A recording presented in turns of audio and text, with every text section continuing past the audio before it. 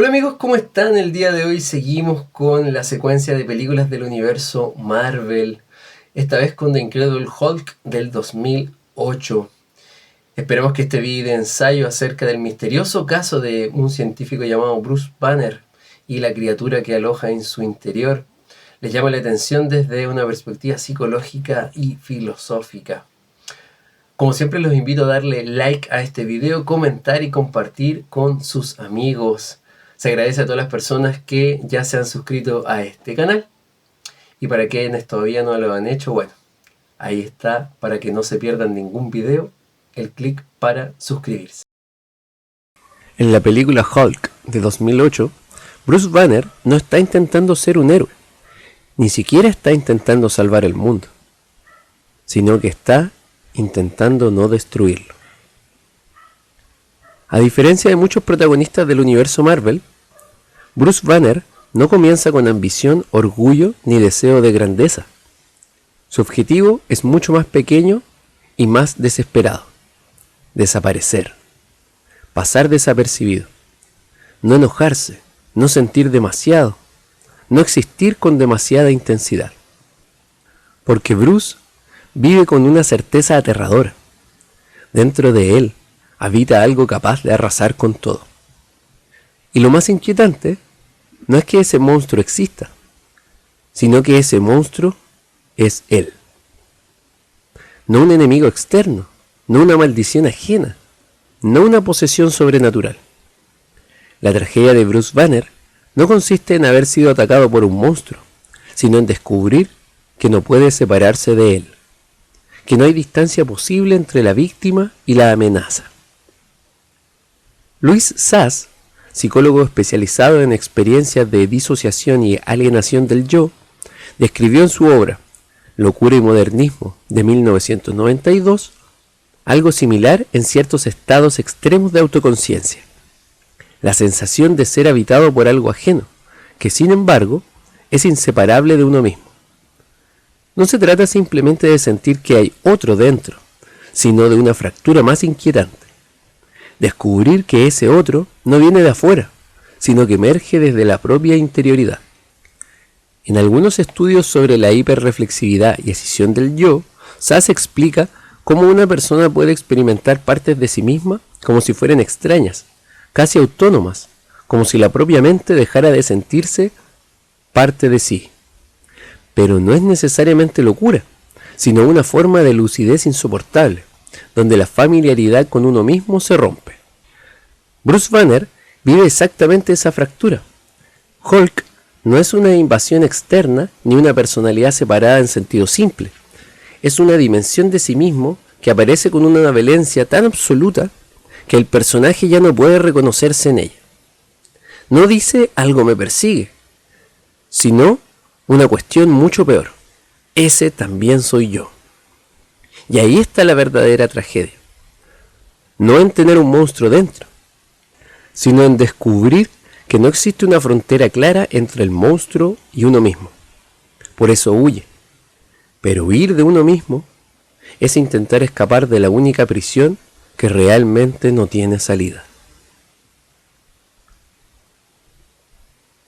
Bruce intenta controlar a Hulk, como muchas personas intentan controlar su dolor, negándolo. Respirar, medirse, no enojarse, no recordar ni sentir. La estrategia parece lógica. Si la emoción desata al monstruo, entonces la solución es eliminar la emoción. Pero ahí aparece una de las grandes mentiras de la película: reprimir no es sanar.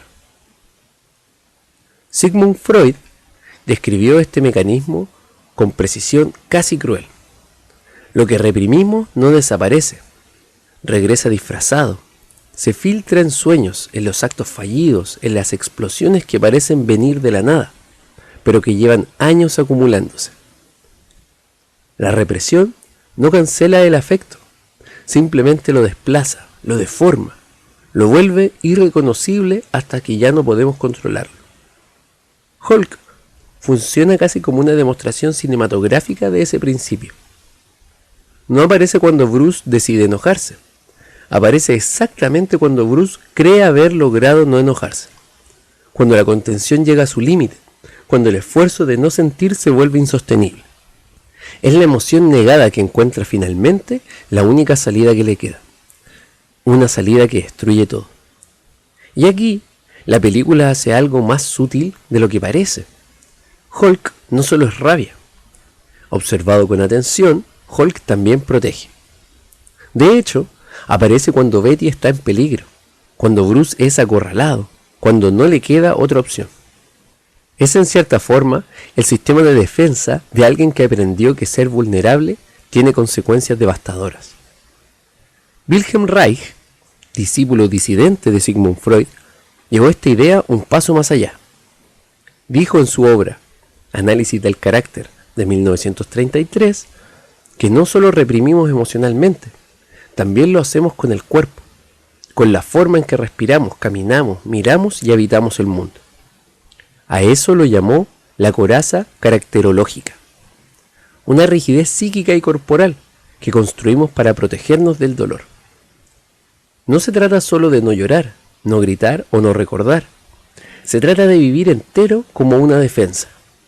Respirar menos profundo, hablar con cuidado, controlar cada gesto, anticipar cada reacción y convertirse en alguien permanentemente contenido. La tragedia es que esa coraza, aunque protege, también encierra.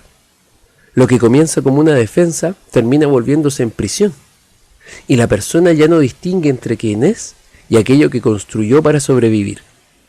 Bruce Banner es esa coraza hecha personaje. Su vida entera está organizada alrededor de la contención. Medir el pulso, vigilar la respiración, evitar el conflicto, reducirse a la mínima intensidad posible. No vive, sino que administra el riesgo de existir. Y ahí está el verdadero problema.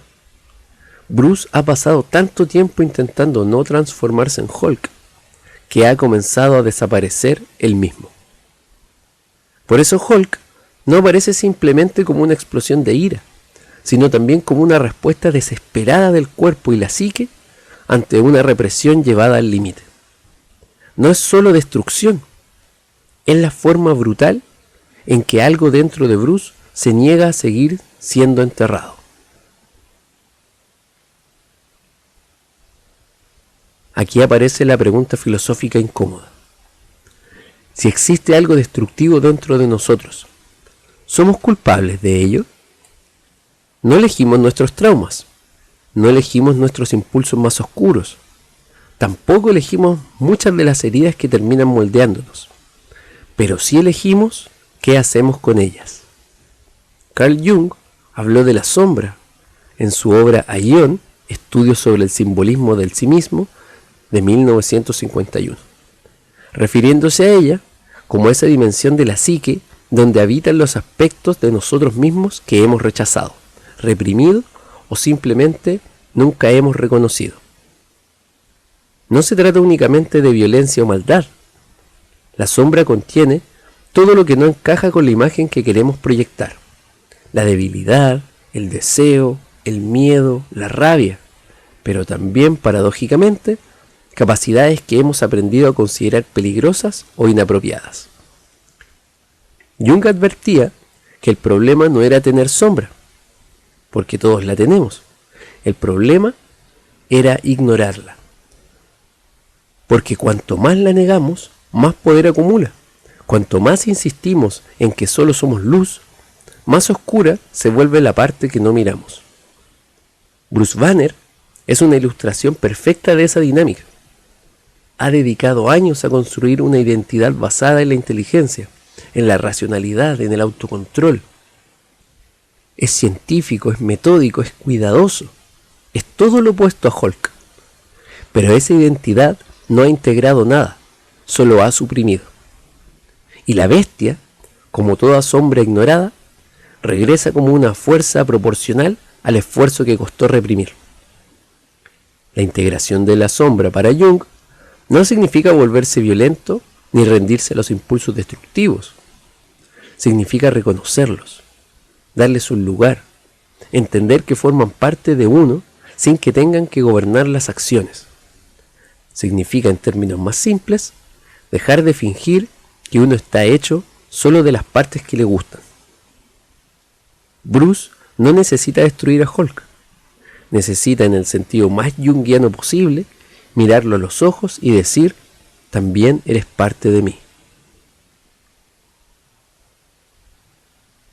Friedrich Nietzsche escribió en su obra Así habló Zaratustra, de 1883, que el ser humano es una cuerda tendida entre la bestia y el superhombre.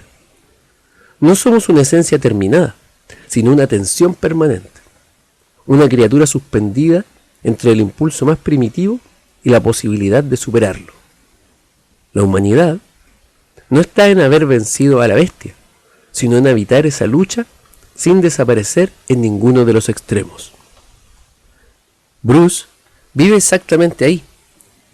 Su conflicto no es simplemente controlar a Hulk, sino soportar la contradicción de saber que esa fuerza destructiva también forma parte de él. Le teme, le combate, intenta controlarle, pero esa incomodidad misma es la prueba de que todavía conserva algo profundamente humano: la conciencia de que el poder sin límite puede vaciarlo por dentro. Blonsky, el antagonista de la película, rechaza esa tensión. No quiere evitar el conflicto, quiere resolver de la forma más simple posible, entregándose por completo a la fuerza. Cuando ve a Hulk, no siente horror, porque no ve una advertencia, sino que ve una promesa. No desea integrar al monstruo, sino convertirse en él. Y ahí aparece su verdadera caída. Nietzsche no admira la rendición a la bestia, sino la capacidad de atravesarla sin quedar reducido a ella. Blonsky no asciende, retrocede. Confunde intensidad con grandeza, violencia con poder y brutalidad con trascendencia. Por eso Abominación no es una evolución, sino una degradación. No es el superhombre, sino la renuncia a toda humanidad en nombre de una fuerza vacía. Bruce sigue siendo humano, precisamente porque todavía teme convertirse en monstruo. En cambio, Blonsky deja de serlo en el momento en que decide ya no temer a nada más.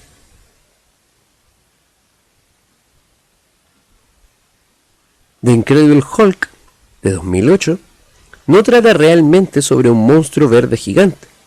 Trata sobre algo mucho más cercano: la parte de nosotros que intentamos esconder, la rabia que negamos, el miedo que disimulamos, la violencia que fingimos no reconocer, incluso las heridas que preferimos llamar control. Todos tenemos una versión de Hulk, no necesariamente destructiva, pero sí incómoda. Una parte que amenaza la imagen ordenada que construimos de nosotros mismos. Una parte que aparece exactamente cuando más nos esforzamos en mantener la compostura. La pregunta no es si podemos vencer a nuestro monstruo interior. La verdadera pregunta es: ¿somos capaces de mirarlo de frente sin desaparecer en él?